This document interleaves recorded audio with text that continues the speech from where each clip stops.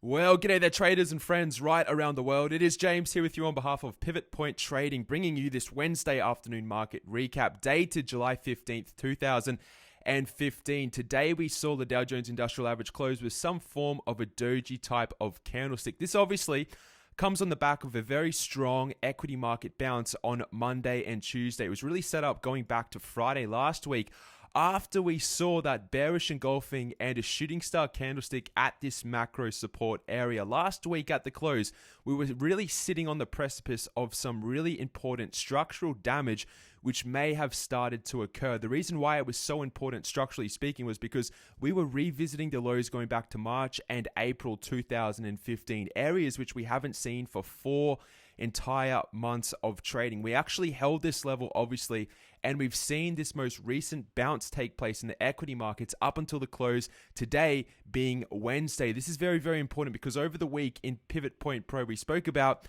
well, if this does eventuate, if we do see this bounce in the equity market, how high should it go?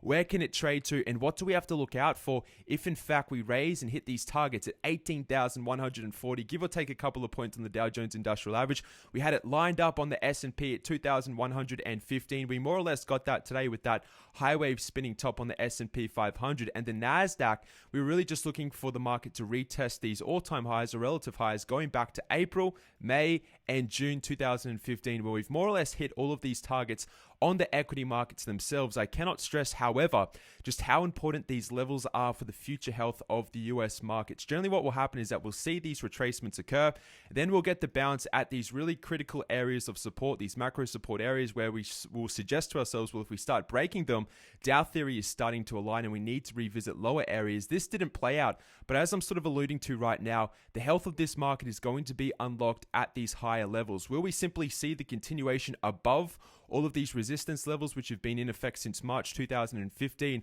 or are we going to see some form of an array of bearish candlesticks which is going to coincide with another rollover and then potentially the retest down here at 17,210? This entire time on the equity markets, we have more or less remained very, very neutral. We've had these critical areas of where price should trigger and if it should follow through and see some commitment in the form of direction and momentum. Last week or going back 2 weeks ago, we didn't see that below that level. We flinched around it a couple of times. Yes, this week we have broken above these bullish trade triggers. I haven't taken any bullish trades because right now I'm paying very, very, very close attention to what happens once again at these higher levels, these old resistance levels across all three of the US markets. Are we going to see an array of bearish candlesticks? Time will tell. Obviously, we have Thursdays and Fridays trading session to get through this week. And we're also walking through into earnings. Obviously, in our top 12 individual trade list, we have a lot of stocks reporting earnings later this week. I think we have Google tomorrow. We also have Netflix and IBM is first thing Monday. Then we move into other tech companies such as Amazon and Apple over the upcoming weeks. This is really going to sort of work in conjunction with the price structure of these markets to see whether they have enough, I guess, vitality and stamina behind them to actually break above these resistance levels, or if a couple of these reports come in a little bit shaky or they're below estimates, it could really be the impetus to once again see this market roll over at this level and to see these resistance levels hold, which have held for the entirety of 2015. Just to surmise where we sit as at Wednesday, I am 100% neutral on these markets. Yes, we did see this bullish bounce, this miraculous bullish bounce coming over the weekend. It has eventuated the markets. If I change to the weekly candle right now on the Dow Jones, it's up just under 300 points. But if you look at the formation and the structure of the actual price action itself, we're still all that not healthy. Sorry if that came out or the phrase of that wasn't really too well aligned with English, but the health of this market is still a little bit suspect. The reason why is because we haven't established those higher highs. And when you take into consideration all of these 3-day reversal types of candlestick patterns, you've got these evening star reversal candlestick patterns, you've got an array of high wave spinning tops, you've got dojis, you've got hangman types of candlesticks, you've got tweezer tops over and over again, and we're failing to break out above this resistance level. And then you start asking yourself the question, well, where are we trading? And the answer to that question is, well, we're back at resistance again. So we need to be 100% neutral Of course, a lot of these stocks at the moment are appearing to break out. If I go through some, we've got Google, which is triggered above 578.32. I didn't take the trade. Oh, I just moved that trigger. Let me just move that back down. We have Walgreens, Boots, and Alliance, which is looking like a bullish breakout in the face of a market at resistance. I told you I wasn't taking the trade. I haven't. I'm simply waiting and watching this market. And then we have a lot of other interesting stocks making some form of dead cat bounces. You've got Baidu pushing up to 190, 195. It's starting to fail already. Caterpillar, we spoke about over the weekend, how we should see a back test of this neckline. It's starting to form right now. But we do not have confirmation as at Wednesday in what these markets want to do. We are 100% in no man's land, much like we've been for 2015. And to sit here and tell you right now that this is what the market is going to do, I just couldn't possibly do it. And no one can do that for you right now. There's a good time, or there are times when you should be transacting in the market when the market itself is telling you to do one thing or another. And there's other times, most noticeably right now, where you should become a spectator, watch the market from the sidelines until it gives us those definitive signals of which direction it actually wants to move. One thing I will add to this picture is that any rollover at this level will take time to set up. It may take at least 2 trading sessions, probably bordering on more so that of a week. The same is true for any potential bullish outbreak. As I look at these markets right now, we've got the Dow Jones Industrial Average trading right around that 18,000 level. We still have a series of lower highs on the market. This isn't essentially a trend. It's just something to pay attention to because the sentiment, or at least the price action and the price structure, is starting to form that of lower highs. So be paying attention to, once again, this most recent lower high, which I spoke about over the weekend in Pro. At the moment, we haven't eclipsed it. We haven't broken above it on the Dow Jones Industrial Average. But what I'm really sort of moving towards is I want to see these 3 markets in agreement once again. If in fact we see the NASDAQ break out above its late June 2015 high like it did in June, everything was appearing all well on face value, but we had the Dow Jones Industrial Average, which was significantly lower than the peak in the NASDAQ. The same was true for the S&P 500. It got up a little bit closer to that most recent breakout or those highs in the NASDAQ, but these other 2 markets, the Dow Jones Industrials and the S&P, were nowhere near that relative high. So I want to see all 3 markets in agreement. I should do that in the green color for a bullish type of move. I want to see all 3 markets in agreement. If we are going to break out above the May highs, that is my one telling indicator to say that, look, Dow theory is in effect.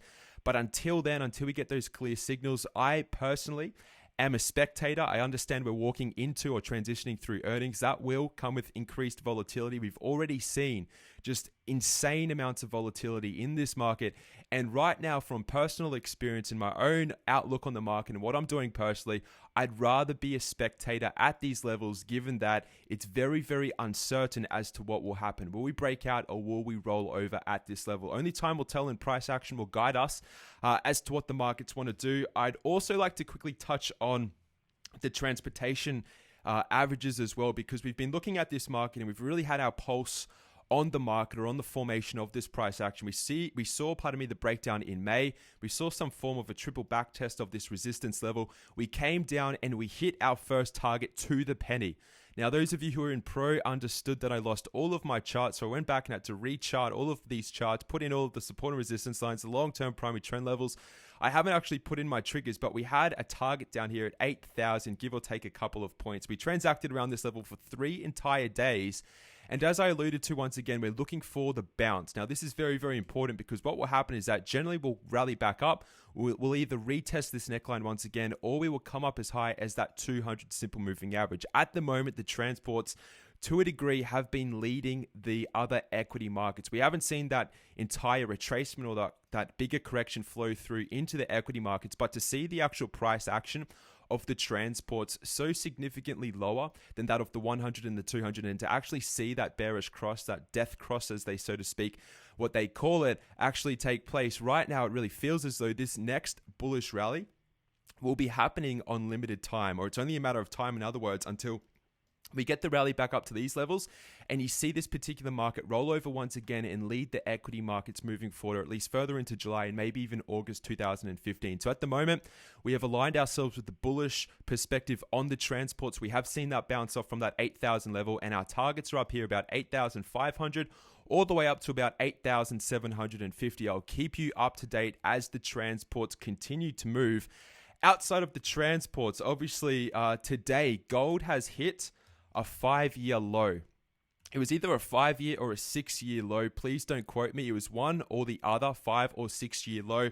And I've been speaking about this for months and months and months. At the moment, gold is at a macro support area down here at $110 on the ETF. If gold cannot hold this level, all right, if we see a true technical breakdown below this level, let me just change to the weekly chart.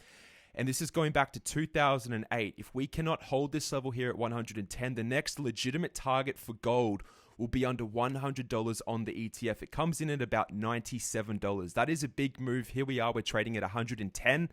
That will be a significant move to the spot price of gold also. So pay attention to that. I'm not necessarily trading gold. I am considering accumulating it long term at these lower levels if in fact we get down here. But looking at this chart right now, it looks incredibly bearish. It looks very enticing because it is quite cheap. As I just said, it's at either its 5th or 6-year lows. And because of that, on face value, maybe saying, well, I'm getting an incredible discount at these levels. Yes, that may be proven true.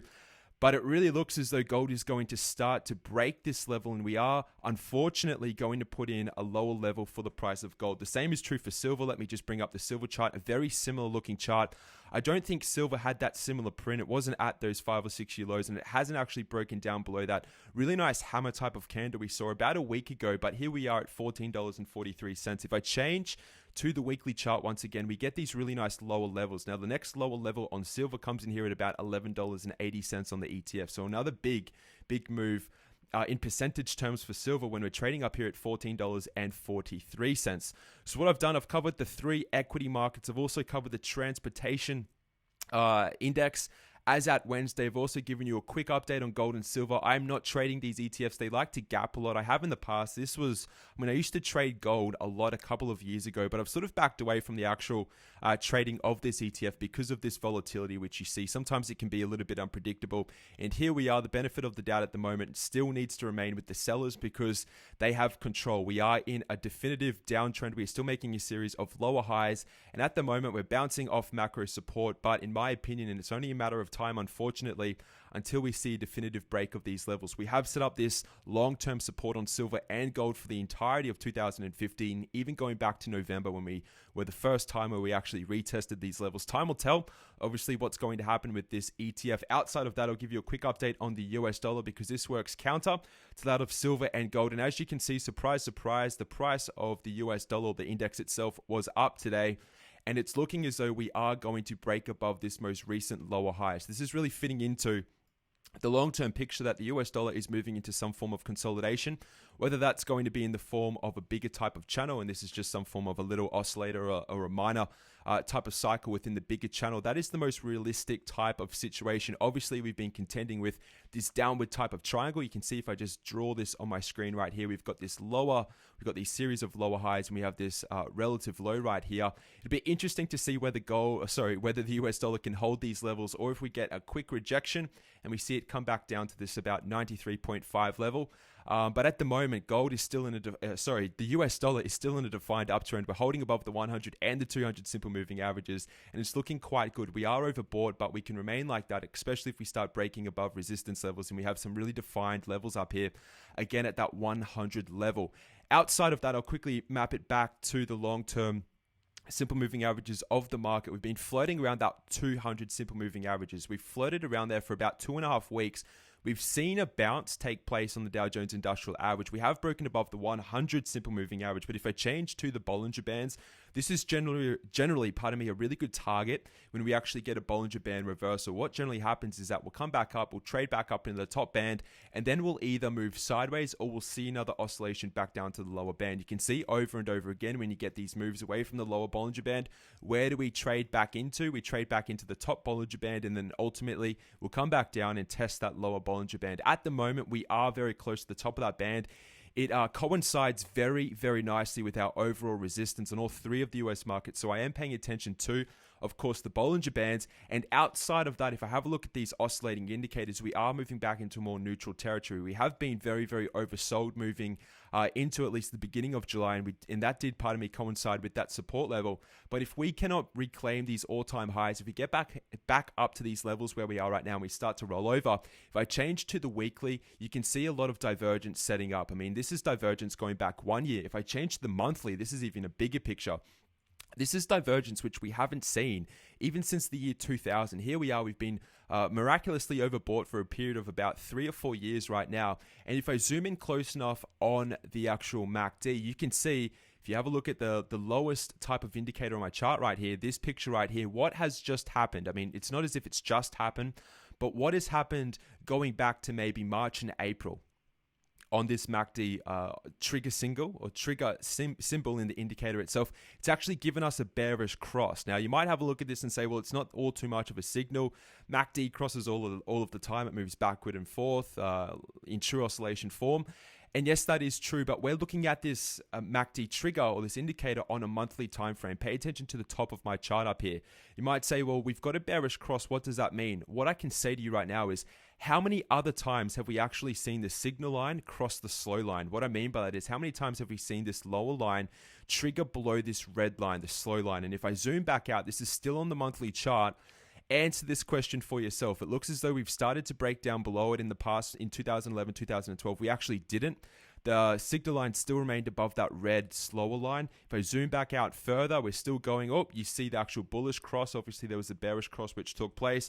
Let me just show you where this happened. It happened at the end of 2007, leading into the year 2008. You may say, well, is that some form of a coincidence? Maybe it is, maybe it's not, but this is a signal which hasn't been generated since 2007, right? Verging on 2008, as we saw the equity markets eventually make a top and you saw the preceding crash. So we'll pay attention to that. If I zoom out even further and take this indicator back even to the year 2000, you have to ask yourself the question again, where did we see the last time since 2007, 2008 on the MACD get a cross of similar nature before, the year 2007, 2008? If we go back, and back, surprise, 1999, the year 2000. Now, obviously, the Dow Jones Industrial Average didn't really adjust all that much. The correction in the Dow Jones wasn't as significant of the actual NASDAQ. It was the dot-com bubble. It was entirely, or relatively speaking, internet stocks. But you can see what happens when you get these crosses on the MACD. You saw the correction take place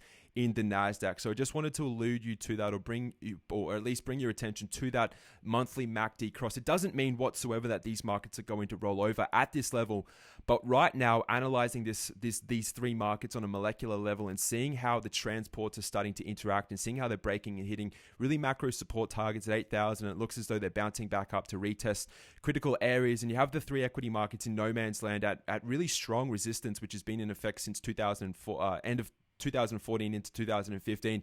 You need to at least ask yourself the questions, is this the right time to be buying this market? And in my opinion, to close out this Wednesday afternoon market recap, it's very, very risky to be entering into bullish trades at this area. We may be proven wrong, and I completely understand that. But to look at this intelligently, to look at this market and to say, well, where does the risk and reward and how does the risk and reward stack up?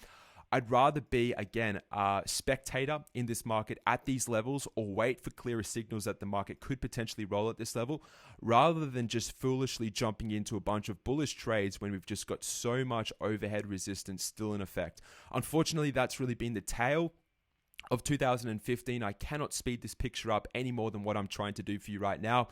That is why I'm recording on a Wednesday and not a Monday and Tuesday as well, because this picture, unfortunately, is taking some time to develop. But as it does develop, I will bring you the picture.